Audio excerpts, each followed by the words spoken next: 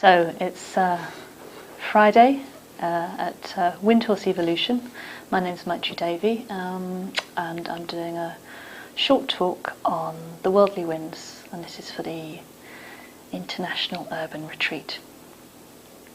So I want to start with an image which you can get on YouTube, but I'll save you the trouble of looking on YouTube. There's a bit of film footage of a mother duck with her ducklings, newly hatched ducklings, about 10 or 12 of them, on a windy day, and they're trying to cross an exposed area of paving. And the wind is so strong and the ducklings are so small that at the first gust they all get blown off their feet and sent tumbling in all directions.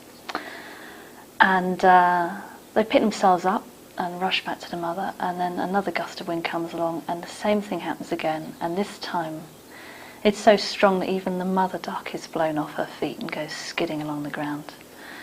And as these little ducklings roll over, you just see little bits of wing and little orange feet sticking out, and they're scattered all over the area, scattered far away from their mother. And I was thinking, oh well, maybe this is what the Buddha was saying a bit 2,500 years ago, or not a literal scattering, but more of an emotional buffeting that he noticed was going on for the people he met as he walked from village to village and as he talked to people. That he noticed that people were really being knocked about and blown about by events that happened to them. They could be both good things or painful things. And with the good things, people would cling to what was going well and get intoxicated by it.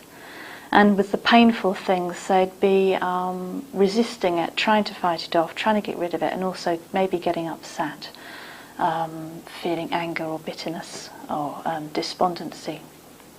So he'd noticed that this was going on in all sorts of different ways. And he came up with a teaching based on this, which is the teaching of what's got translated as the four worldly winds. So there are four pairs, the 8 worldly winds, there are 4 pairs. The pairs are praise and blame, pleasure and pain, gain and loss, and fame and infamy. So he's saying that people get blown about by these different winds in different times in their lives, depending on their experience. And in thinking about this talk, I realised that I'm quite attracted to the negative aspects of the worldly winds. So this might just be because I'm slightly perverse, but I also think there are some possibly better reasons than that. One of which is that I think with the positive worldly winds, it's quite easy just to simply get intoxicated. Things are going really well, and you just don't see it as a wind that's buffeting you around so much as, yes, I really have got my life sorted, and this is great and it'll last. So it's a bit hard to see in the moment what's happening. Also the negative worldly winds, well, they are inherently painful, uncomfortable, discomforting, and I think that suffering provokes us to ask questions about the nature of our experience. And also the final thing is, I think that these negative aspects can also be a gateway into a connectedness with others, and I'll say a little bit about that later. But first, what I want to do is just to describe an experience that you might be able to relate to of blame or pain, or one of the worldly winds. So I was thinking about if you go out driving, or in my case, I'm in Cambridge, so everyone cycling, and you do something a bit silly on the road, and somebody hoots their horn at you, another driver, or they wind down the window and they shout something abusive at you. And I'd just like you to think about, well, what happens when you're in that situation? Maybe you shout back. If you're anything like me, you don't shout back, but I get into a long narrative, a sort of self-justifying narrative about why what I did wasn't really bad, I was trying my best, I'm okay really, the other person is being bad-tempered, rude, and the story goes on and on. and it can last for the whole of the rest of the journey. And it can come back on and off during the rest of the day even. Every time I remember the incident, I smart a bit with the pain of it, and I get back into the narrative again. So it's as if when something like that happens, a bit of you feels demolished, and there's a lot of energy that goes straight away into trying to rebuild a sense of self. So I think this narrative does a couple of things. Firstly, what it means is it keeps us superficial in some way. I think that when we're thinking about what happened and trying to justify it, we don't actually experience the pain of the situation. It keeps us on the surface, keeps us superficial. And I think also because we don't experience the pain, it means we don't drop the incident either. So we keep going round, we dwell on it through this narrative, and in a way we just cause ourselves a whole other level of suffering. And I think this is what the Buddha was getting at when he talked about us being blown about by the worldly winds. We get caught up in the story of the discomfort or the pleasure even, and we stick with that, and we don't stay in the moment, and we don't let it go when it's gone. So I just want to have a little look at what the alternative to that might be. So how do we stick to the experience and not get caught up in the narrative? How do we turn towards this experience? Because I think this turning towards is what keeps us rooted and grounded, and what stops us being blown about. So I think we need several qualities. I mean, you can basically split them into two of the most basic qualities that you need as a Buddhist, which is awareness and kindness.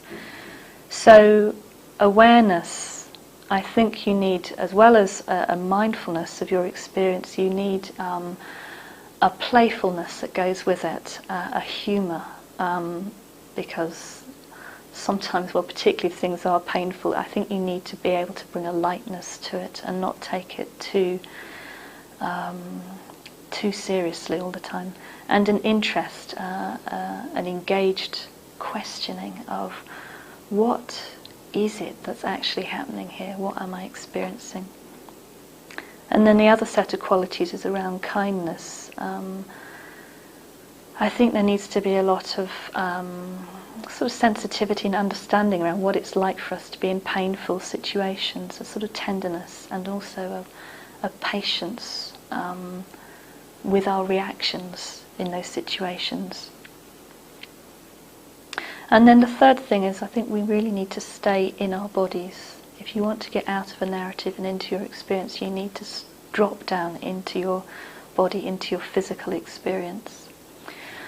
So I'll just give an example of something that happened to me when I was on retreat a couple of months ago. I managed to somehow, I won't go into the details of how, but have an experience of intense humiliation at 6:25 in the morning. So I just felt something happened, and I just felt mortified, and I was just about to go into a triple meditation. So this is an intensive meditation retreat. It was at the end of the retreat. I was in a really good space. So in a way it was like a perfect opportunity for looking at this intense experience of humiliation. And I did find it actually some of the best sort of meditations I had, or some of the most interesting ones I've had. Because once I spent a lot of time just pulling myself back out of the narrative of what had gone wrong, what I'd done, why I'd done it, and just trying to bring myself down into my body. And I did eventually sort of settle down there and just get into contact with this. It's a kind of long, slow, visceral burning sensation that for me was what the feeling was behind humiliation. And actually, I realised it just wasn't that bad. It was all right as an experience. It was fine. It wasn't a problem. My fear of it was much worse than the experience. And also, when I could get into that space, it was very easy for me to simply figure out what I needed to do to atone. Atonement was the word that came to mind, to atone for the situation I got myself into. And then I just left meditation. I did what I needed to do, and I dropped the whole thing. And I was thinking how I think that experience might have stayed with me, you know, for most of the day, or days even, if I hadn't been able to do that. So that's what I'm trying to get at, this staying grounded and rooted in our actual experience when the worldly winds start blowing. So the Buddha was very clear. He said anyone and everyone experiences these worldly winds, including himself. He too was subject to praise and blame and pleasure and pain, gain and loss, fame and infamy. So it's not that you won't experience it, but it's whether you can stay rooted in that experience and see through into what's really happening to you. And he said that the difference between someone who's practicing the Dharma and someone who isn't is that when they experience the worldly wind, they can see the impermanence of it, and that's what stops you being buffeted by it. So you know when you experience it that this has arisen and it will pass away. It's all impermanent, and also I too am impermanent, and I don't need to define myself by this experience. And I think if we can do that, if we can let ourselves sink physically into those experiences, ground ourselves in them and see that they're impermanent, there's something that we do where we contact a sense of humanity, of what it's like to be human. And I think, a sense of vulnerability almost. And I think that allows us to connect, to have a feeling of connection with other people, a sense of really being what it is to be human and alive in the world with all these other people. So I think that's the way into compassion. And I want to finish with an image of trees. So this is another image of things being blown about by the wind. But back in the late 1980s, in the south of England, we had a couple of hurricanes, at least hurricane-force winds. This is quite unusual for this country. And a lot of the trees got blown down. So there was quite a lot of upset because people are very attached to trees in this country, and a lot got blown over. So the ones with shallow roots blew over, and the top-heavy ones blew over, and the ones that were inflexible and rigid, they snapped. So there was quite a lot of devastation. But there was some very, very large and very, very old oak trees. I seem to remember it in Windsor Park, that none of them got blown over. And apparently what it is that they were so old that they were completely hollow inside. So sometimes very old trees can rot, the middles can completely rot out of them. And so what I have is this image of these trees that are completely empty in the middle, spacious and empty. But apparently it's a really strong structure, so this outer trunk, but a completely hollow centre. And because of that strength, not a single one of them got blown down. So I have an image for myself about somehow if I could be like that, that would be a way of withstanding the worldly winds.